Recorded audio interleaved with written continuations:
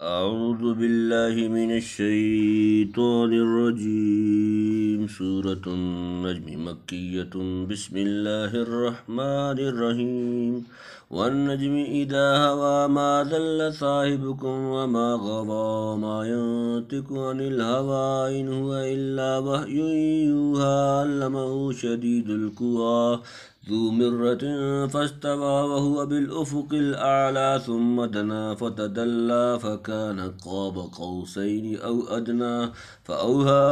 إلى عبده ما أوحى ما كذب الفؤاد ما رأى أفتمارونه على ما يرى ولقد رآه نزلة أخرى عند سدرة المنتهى عندها جنة المأوى إذ يغشى السدرة ما يغشى ما ذاق البصر وما طغى لقد رأى من آيات ربه الكبرى أفرأيتم اللات والعزى ومناة الثالثة الأخرى ألكم الذكر وله الأنثى تلك إذا قسمة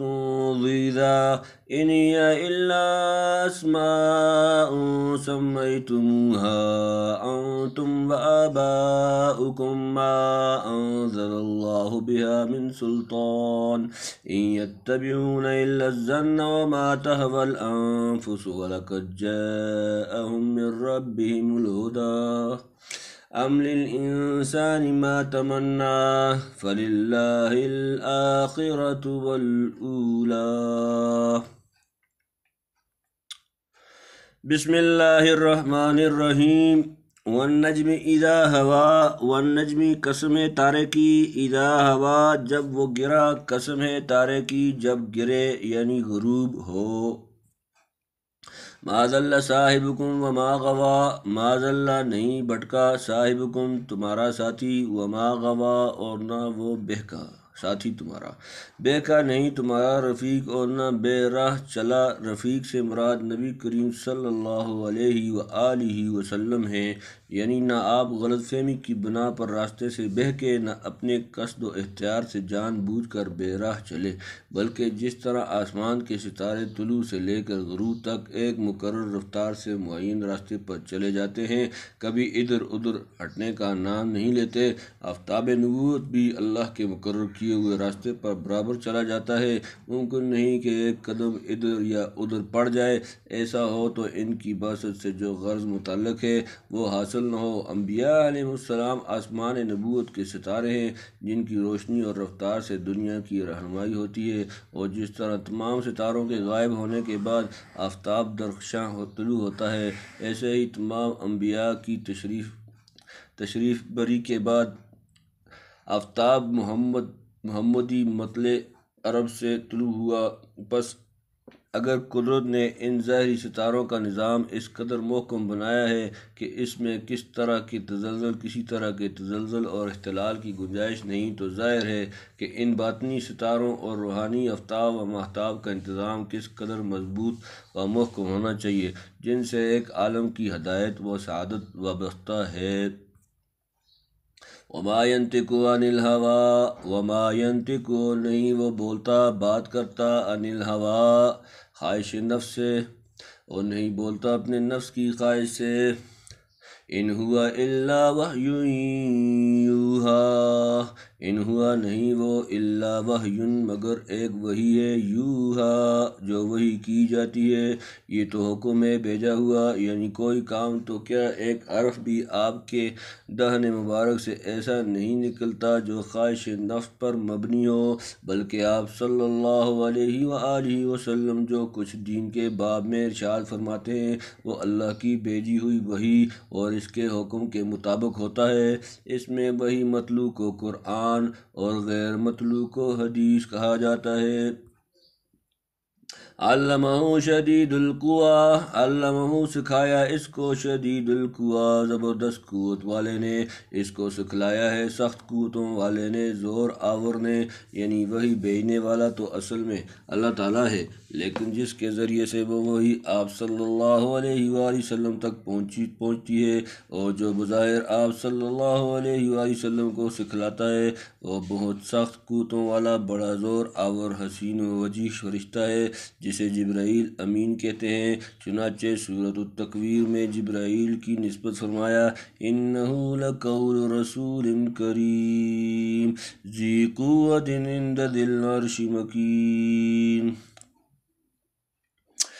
سورت نمبر 81 سورۃ التکویر آیت نمبر 19۔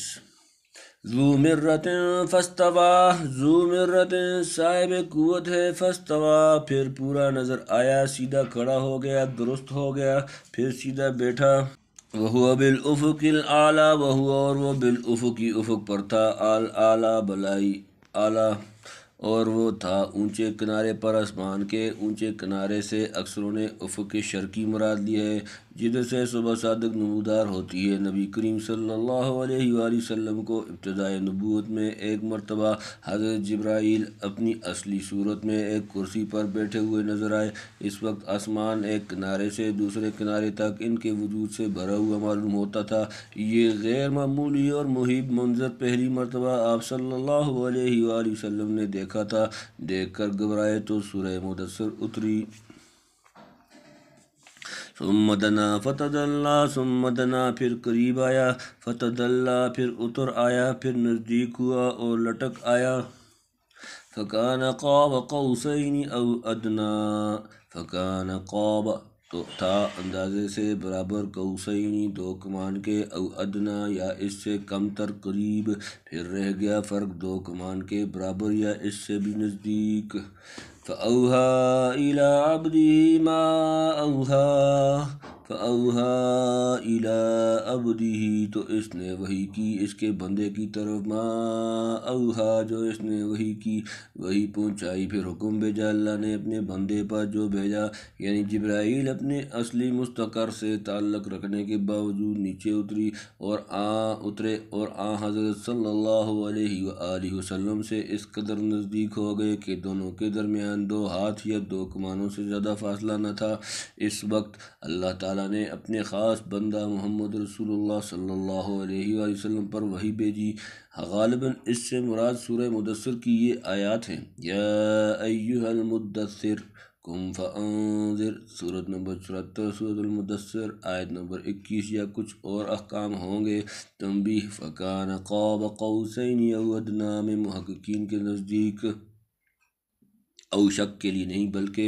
اس قسم کی ترکیب پوری تاکید اور مبالغے کے ساتھ زیادہ کی نفی کے لیے ہوتی ہے، یعنی تعیین کر کے یہ بتلانا مقصود نہیں کہ قوسین کا فاصلہ تھا یا اس سے بھی کم، وہاں اتنا ظاہر کر دینا ہے کہ کسی حال اور کسی طرح اس سے زائد نہ تھا۔ وفی اقوال آخر ذکرها المفسرون، وفیہ اقوال آخر ذکرها المفسرون۔ ما کذب الفؤاد ما رأى، ما نہیں، کذب جھوٹ بولا، الفؤاد دل نے، ما رأى جو اس نے دیکھا، جھوٹ نہیں کہا رسول کے دل نے جو دیکھا، یعنی جبرائیل کو آپ صلی اللہ علیہ وآلہ وسلم نے آنکھ سے دیکھا اور اندر سے دل نے کہا کہ اس وقت آنکھ ٹھیک جبرائیل کو دیکھ رہی ہے، کوئی غلطی نہیں کر رہی ہے، کوئی غلطی نہیں کر رہی کہ کچھ کا کچھ نظر آتا ہو۔ ایسا کہنے میں آپ کا دل سچا تھا۔ حق تعالیٰ اسی طرح پیغمبروں کے دلوں میں فرشتے کی معرفت ڈال دیتے ہیں، ورنہ رسول کو خود اطمینان نہ ہو تو دوسروں کو اطمینان کہاں سے دستیاب ہو سکتا ہے۔ افتمارونہ علی ما یری، افتمارونہ کیا پھر تم جھگڑتے ہو اس سے، علی ما یری اوپر اس کے جو وہ دیکھتا ہے، اب کیا تم اس سے جھگڑتے ہو اس پر جو اس نے دیکھا، یعنی وہی بھیجنے والا اللہ لانے والا فرشتہ جس کی صورت و سیرت نہایت پاکیزہ اور فہم و حفظ وغیرہ کی تمام قوتیں کامل، پھر اتنا قریب ہو کر وہی پہنچائے، پیغمبر اس کو اپنی آنکھ سے دیکھے، اس کا صاف اور روشن دل اس کی تصدیق کرے، تو کیا ایسی دیکھی بھاری چیز میں تم کو حق ہے کہ اس سے فضول بحث و تکرار کرو اور جھگڑے نکالو۔ اذا لم تر الہلال فسلم للناس رأوہ بالابصار، وَلَقَدْ رَآهُ نَزْلَةً أُخْرَى وَلَقَدْ رَآهُ اور البتہ تحقیق اس نے دیکھا اس کو نزلتاً اترنا اخرى ایک مرتبہ پھر اور اس کو اس نے دیکھا ہے اترتے ہوئے ایک بار اور بھی عند سدرۃ المنتہا عند پاس سدرۃ المنتہا سدرۃ المنتہا کے پاس عند جنت الماوا عندہ اس کے پاس جنت الماوا ہے اس کے پاس بہشت آرام سے رہنے کی جس طرح جنت کے انگور انار وغیرہ کو دنیا کے پھلوں اور میووں پر قیاس نہیں کر سکتے، محض اشتراک اسمی ہے۔ اس بیری کے درخت کو بھی یہاں کی بیریوں پر قیاس نہ کیا جائے، اللہ ہی جانتا ہے کہ وہ بیری کس طرح کی ہوگی۔ بہرحال وہ درخت ادھر ادھر کی سرحد پر واقع ہے، جو اعمال وغیرہ ادھر سے چڑھتے ہیں اور جو احکام وغیرہ ادھر سے اترتے ہیں، سب کا منتہی وہی ہے۔ مجموعہ روایات سے یوں سمجھ میں آتا ہے کہ اس کی جڑ چھٹے آسمان میں پھیلاؤ 7ویں آسمان میں ہوگا، واللہ عالم۔ اذ یغشی السدرۃ ما یغشی اذ یغشی السدرۃ جب چھا رہا تھا سدرہ پر ما یغشی جو کچھ چھا رہا تھا، جب چھا رہا تھا اس بیری پر جو کچھ چھا رہا تھا، یعنی حق تعالیٰ کے انوار و تجلیات اس درخت پر چھا رہے تھے، اور فرشتوں کی کثرت و ہجوم کا یہ عالم تھا کہ ہر پتے کے ساتھ ایک فرشتہ نظر آتا تھا۔ بعض روایات میں ہے کہ ما یغشی سنہری پروانے تھے، یعنی نہایت خوش رنگ، جن کے دیکھے سے دل کھنچا چلا جائے۔ اس وقت درخت کی بہار اور رونق اور اس کا حسن و جمال ایسا تھا کہ کسی مخلوق کی طاقت نہیں کہ لفظوں میں بیان کر سکے۔ شاید ابن عباس وغیرہ کے قول کے موافق معراج میں جو اللہ کا دیدار حضور صلی اللہ علیہ وآلہ وسلم کو ہوا، اس کا بیان اسی آیت کے ابہام میں منطوی مندرج ہو، کیونکہ پہلی آیتوں کے متعلق تو عائشہ صدیقہ کی احادیث میں تصریح ہے کہ ان سے رؤیت رب مراد نہیں، محض رؤیت جبرائیل مراد ہے۔ ابن کثیر نے مجاہد سے، جو ابن عباس کے اخص اصحاب میں سے ہیں، اسی آیت کے تحت میں یہ الفاظ نقل کیے ہیں: کان الاغصان سدرۃ لوا ویاقوتا وزبرجدا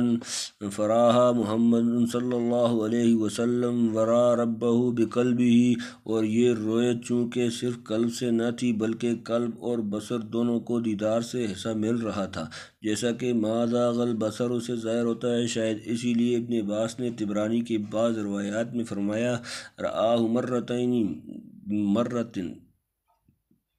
بقلبہ و مرۃ ببصرہ، یہاں 2 مرتبہ دیکھنے کا مطلب یہ ہوا کہ ایک ہی وقت میں 2 طرح دیکھا، کما قال فی حدیث انشق القمر بمکۃ مرتین، ظاہری آنکھ سے بھی اور دل کی آنکھوں سے بھی، لیکن یاد رہے کہ یہ رؤیت وہ نہیں جس کی نفی لا تدرکہ الابصار میں کی گئی ہے، کیونکہ اس سے غرض احاطہ کی نفی کرنا ہے، یعنی نگاہیں اس کا احاطہ نہیں کر سکتیں۔ علاوہ بریں ابن عباس سے جب سوال کیا گیا کہ دعوی رؤیت آیت لا تدرکہ الابصار کے مخالف ہے تو فرمایا وَيْحَكَ ذَاكَ اِذَا تَجَلَّى بِنُورِهِ الَّذِي هُوَ نُورُهُ رواہ الترمذی۔ معلوم ہوا کہ خداوند قدوس کی تجلیات و انوار متفاوت ہیں، بعض انوار قاہرہ للبصر ہیں، بعض نہیں، اور رؤیت رب فی جملہ دونوں درجوں پر صادق آتی ہے، اور اسی لیے کہا جا سکتا ہے کہ جس درجے کی رؤیت مومنین کو آخرت میں نصیب ہوگی، جبکہ نگاہیں تیز کر دی جائیں گی، جو اس تجلی کو برداشت کر سکیں، وہ دنیا میں کسی کو حاصل نہیں۔ ہاں، ایک خاص درجہ کی رؤیت سیدنا محمد رسول اللہ صلی اللہ علیہ وآلہ وسلم کو شب معراج میں ابن عباس کی روایات کے موافق میسر ہوئی، اور اس خصوصیت میں کوئی بشر آپ صلی اللہ علیہ وآلہ وسلم کا شریک و سہی نہیں۔ نیز انہی انوار و تجلیات کے تفاوت و تنوع پر نظر کرتے ہوئے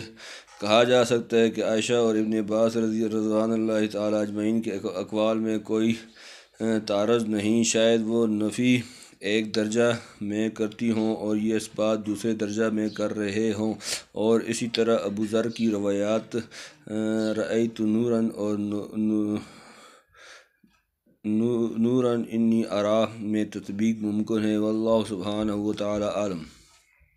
ما زاغ البصر وما طغى، ما زاغ البصر نہیں کجی کی نگاہ نے، وما طغى اور نہ وہ حد سے بڑی بہکی نہیں نگاہ، اور نہ حد سے بڑی یعنی آنکھ نے جو کچھ دیکھا پورے تمکن و اتقان سے دیکھا، نہ نگاہ ٹیڑھی ترچھی ہو کر داہنے بائیں ہٹی، نہ مبصر سے تجاوز کر کے آگے بڑھی، بس اسی چیز پر جمی رہی جس کا دکھلانا منظور تھا۔ بادشاہوں کے دربار میں جو چیز دکھلائی جائے اس کو نہ دیکھنا، اور جو نہ دکھلائی جائے اس کو تاکنا دونوں عیب ہیں۔ آپ صلی اللہ علیہ وآلہ وسلم ان دونوں سے پاک تھے۔ لقد رأى من آیات ربه الکبریٰ، لقد رأى البتہ تحقیق اس نے دیکھی، من آیات ربه اپنے رب کی نشانیوں میں سے، الکبریٰ بڑی بڑی، بے شک دیکھے اس نے اپنے رب کے بڑے نمونے۔ یغشی السدرۃ کے فائدہ میں جو بیان ہو چکا ہے، اس کے علاوہ جو نمونے دیکھے ہوں گے وہ اللہ ہی جانتا ہے۔ ایک نو کرا دماغ کے پرست زباغ باں بلبلے چے گفت و گل چے شنید و سباچائے کرد، سباچے کرد۔ افرأیتم اللات والعزی، افرأیتم اللات کیا پھر دیکھا تم نے لات کو، والعزی اور عزی کو، بھلا تم دیکھو تو لات اور عزی کو۔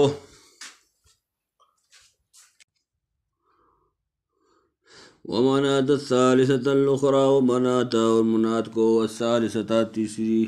الأخرى ایک اور منات تیسرے پچھلے کو، یعنی اسی لامحدود عظمت و جلال والے خدا کے مقابلہ میں ان حقیر و ذلیل چیزوں کا نام لینے سے شرم آنی چاہیے۔ تنبیہ، لات و عزی منات ان کے بتوں اور دیویوں کے نام ہیں۔ ان میں لات طائف والوں کے ہاں بہت معظم تھا، منات اوس و خزرج اور خزاعہ کے ہاں، اور عزی کو قریش بنی کنانہ وغیرہ ان دونوں سے بڑا سمجھتے تھے۔ ان کے نزدیک اول عزی جو مکہ کے قریب نخلا میں تھا، پھر لات جو طائف میں تھا، پھر سب سے پیچھے تیسرے درجے میں منات جو مکہ سے بہت دور مدینہ کے نزدیک واقع تھا۔ علامہ یاقوت نے معجم البلدان میں یہ ترتیب نقل کی ہے اور لکھا ہے کہ قریش کعبہ کا طواف کرتے ہوئے یہ الفاظ کہتے تھے: واللات والعزی ومناة الثالثة الأخرى هؤلاء الغرانيق العلی وإن شفاعتهن لترتجى۔ کتب تفسیر میں اس موقع پر ایک قصہ نقل کیا گیا ہے جو جمہور محدثین کے اصول پر درجہ سخت کو نہیں پہنچتا، درجہ صحت کو نہیں پہنچتا۔ اگر فی الواقع اسی کی کوئی اصل ہے تو شاید یہی ہوگی کہ آپ صلی اللہ علیہ وآلہ وسلم نے مسلمانوں اور کافروں کے مخلوط مجمع میں یہ صورت پڑھی۔ کفار کی عادت تھی کہ لوگوں کو قرآن سننے نہ دیں اور بیچ میں گڑبڑ بچا دیں، کما قال تعالی: وقال الذین کفروا لا تسمعوا لہذا القرآن والغوا فیہ لعلکم تغلبون۔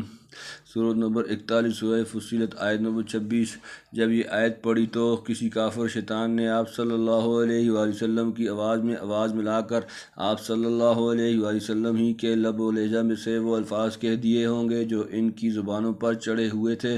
تلک الغرانیق العلی۔ آگے تعبیر و ادا میں تصرف ہوتے ہوتے کچھ بن گیا، ورنہ ظاہر ہے نبی کی زبان پر شیطان کو ایسا تسلط کب حاصل ہو سکتا ہے؟ اور جس چیز کا ابطال آگے کیا جا رہا ہے اس کی مدح سرائی کے کیا معنی؟ الکم الذکر ولہ الانثی، الکم الذکر کیا تمہارے لیے لڑکے ہیں، ولہ الانثی اور اس کے لیے لڑکیاں، کیا تم کو تو ملے بیٹے اور اس کو بیٹیاں؟ تلک اذا قسمۃ ضیزیٰ، تلک یہ اذا قسمۃ تب ایک تقسیم ہے، ضیزیٰ ظلم کی، یہ بانٹا تو بہت بھونڈا، یہ بانٹا تو بہت بھونڈا۔ یاقوت نے مجمع البلدان میں لکھا ہے کہ کفار ان بتوں کو خدا کی بیٹیاں کہتے تھے۔ اول تو خدا لم یلد ولم یولد ہے، اور بالفرض اولاد کا نظریہ تسلیم کیا جائے تب بھی یہ تقسیم کس قدر بھونڈی اور مہمل ہے کہ تم خود تو بیٹے لے جاؤ اور خدا کے حصے میں بیٹیاں لگا دو۔ ان ہی الا اسماء سمیتموها انتم وآباؤکم ما انزل اللہ بها من سلطان ان یتبعون الا الظن وما تهوى الانفس وَلَقَدْ جَاءَهُم مِّن رَّبِّهِمُ الْهُدَىٰ۔ ان ہی نہیں وہ الا اسماء مگر کچھ نام ہیں، سمیتموها نام رکھے تم نے ان کے، انتم تم نے، وآباؤکم اور تمہارے آباء و اجداد نے، ما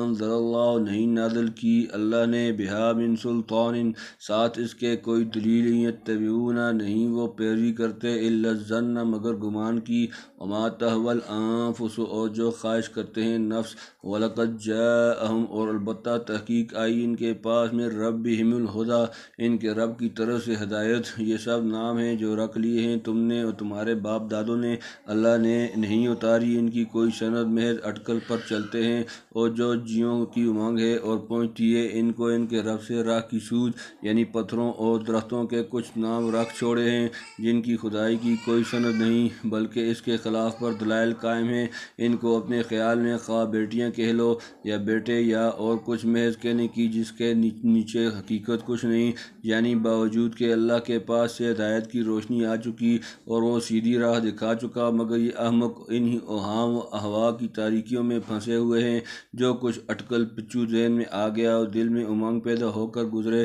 تحقیق و بصیرت کی راہ سے کچھ سروکار نہیں۔ ام للانسان ما تمنا ام للانسان یا انسان کے لیے ہے ما تمنا جو وہ تمنا کرے، کہیں آدمی کو ملتا ہے جو کچھ چاہے۔ فللہ الآخرۃ والأولی فللہ تو اللہ کے لیے ہے، الآخرۃ پچھلی، والاولی اور پہلی، سو اللہ کے ہاتھ ہے سب بھلائی پچھلی اور پہلی، یعنی سمجھتے ہیں کہ یہ بت ہمارے سفارشی بنیں گے، یہ خالی خیالات اور آرزویں ہیں، کیا انسان جو تمنا کرے وہی مل جائے گا؟ یاد رہے دنیا اور آخرت کی سب بھلائی اللہ کے ہاتھ ہے۔ حضرت شاہ صاحب لکھتے ہیں یعنی بت پوجنے سے کیا ملتا ہے؟ ملے وہی جو اللہ دے۔ صدق اللہ العظیم و صدق رسول